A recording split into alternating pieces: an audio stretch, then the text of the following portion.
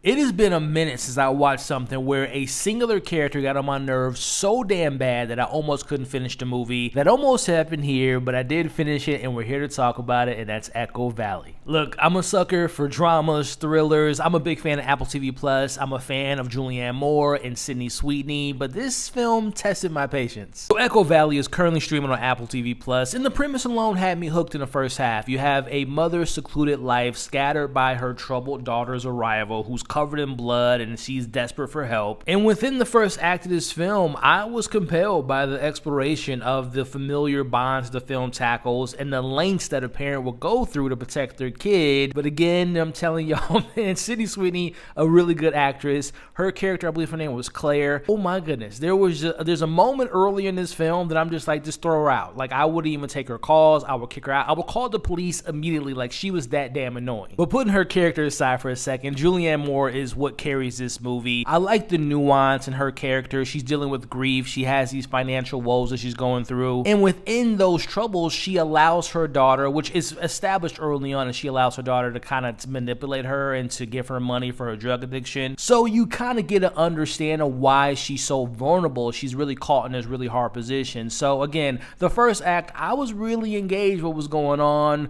But then the film kind of shifts and it forgets everything that it built in the first act. And in doing so, we replace Sweeney's character with Domhnall Gleeson's character, who is the head drug dealer and comes up with this elaborate plan, which I will say, there's a twist that I did not anticipate coming, and that kind of caught me off guard. But I did not like the switch in the perspective and also how the narrative becomes this almost hostage situation that just didn't work for me. On that note, this film really stretches its logic in making us want to believe that this struggling mother who can't keep up with her farm all of a sudden is this criminal mastermind. And by the time you get to the third act, I just didn't believe the twist that follows through and how everything unfolds. But again, if you look at it like a B movie, it's entertaining for that. But I do think Julianne Moore is really good. I wish Sweeney was in it a lot more. But overall, should you watch it? I would say yes, but don't expect too much. But if you all do see Echo Valley, let me know what you thought of it in the comments below. What'd you do?